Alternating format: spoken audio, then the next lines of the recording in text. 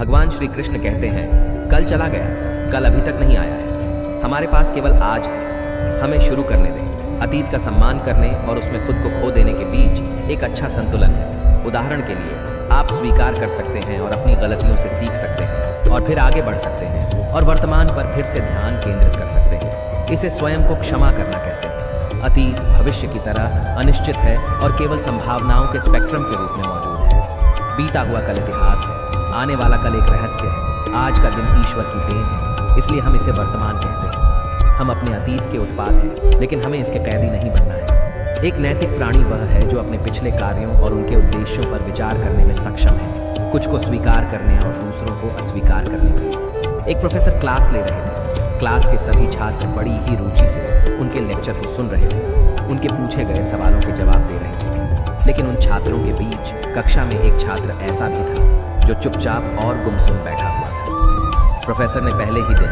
उस छात्र को नोटिस कर लिया, लेकिन कुछ नहीं बोला। लेकिन जब 4-5 दिन तक ऐसा ही चला तो उन्होंने उस छात्र को क्लास के बाद अपने केबिन में बुलवाया और पूछा, तुम हर समय उदास रहते हो, क्लास में अकेले और चुपचाप बैठे रहते हो, लेक्चर पर भी ध्यान नहीं देते, क्या बात है, कुछ परेशानी है क्या? सर, वो छात्र कुछ हिचकिचाते हुए बोला, मेरे अतीत में कुछ ऐसा हुआ है जिसकी वजह से मैं परेशान रहता हूँ, समझ नहीं आता क्या करूँ।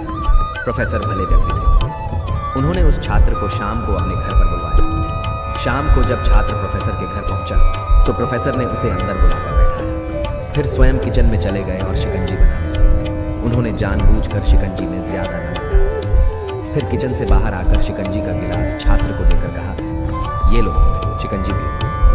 छात्र ने गिलास हाथ में लेकर जैसे ही एक घूंट लिया, अधिक नमक के स्वाद के कारण उसका मुंह अजीब सा बन गया। यह देख प्रोफेसर ने पूछा, क्या हुआ, शिकंजी पसंद नहीं आई? नहीं सर, ऐसी बात नहीं, बस शिकंजी में नमक थोड़ा ज्यादा है। छात्र बोला, अरे अब तो ये बेकार हो गया, लाओ गिलास मुझे दो, मैं इसे फेंक देता हूँ। प्रोफेसर ने छात्र से गिलास लेने के लिए अपना हाथ बढ़ाया, लेकिन छात्र ने मना करते हुए कहा, नहीं सर, बस नमक ही तो ज्यादा है, थोड़ी चीनी और मिलाएंगे तो स्वाद ठीक हो जाएगा।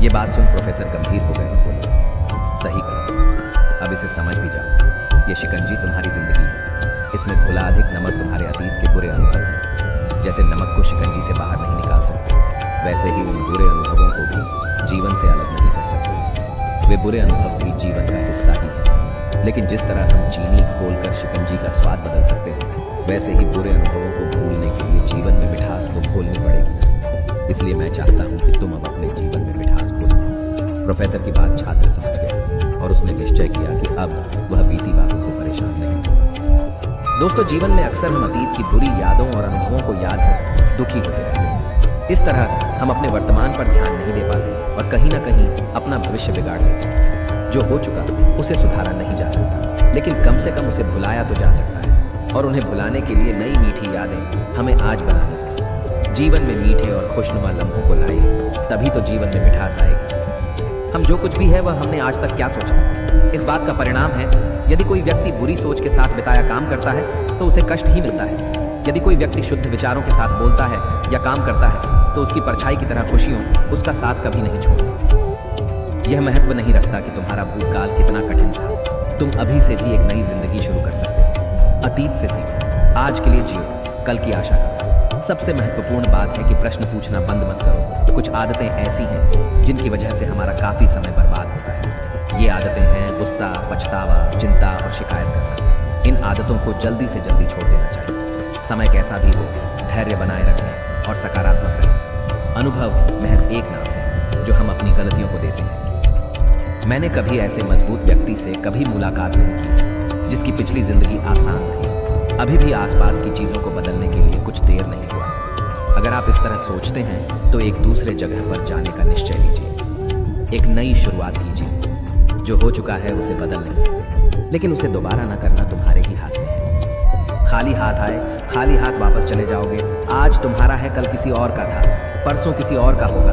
तुम जिसे अपना समझकर मग्न हो रहे हो, बस यही प्रसन्नता तुम्हारे दुखों का कारण है। प्यार और तकदीर कभी साथ नहीं चलते, क्योंकि जो तकदीर में होते हैं उनसे कभी प्यार नहीं होता, और जिससे हमें प्यार हो जाता है वह तकदीर में नहीं होता। गति के लिए चरणों पर ध्यान देना आवश्यक है। किंतु प्रगति के लिए सदैव आचरण पर ही ध्यान देना चाहिए। चाहे कितना भी बुरा क्यों ना हो, तुम्हारे साथ पर यकीन रखना, इसमें भी ईश्वर ने कुछ अच्छा ही सोचा होगा। तुम्हारे लिए सभी प्रकार के हथियारों में समय सबसे बड़ा हथियार है, क्योंकि समय सब कुछ मार देता है। डरो मत, जो वास्तविक नहीं है वह न कभी था और न कभी होगा। जो सच है वह हमेशा से था और कभी नष्ट नहीं किया जा सकता। अपनी पीड़ा के लिए संसार को दोष मत दो, अपने मन को समझाओ। तुम्हारे मन का परिवर्तन ही तुम्हारे दुखों का अंत है। अपने काम पर अपना दिल लगाओ, लेकिन उसके परिणाम और इनाम पर कभी नहीं।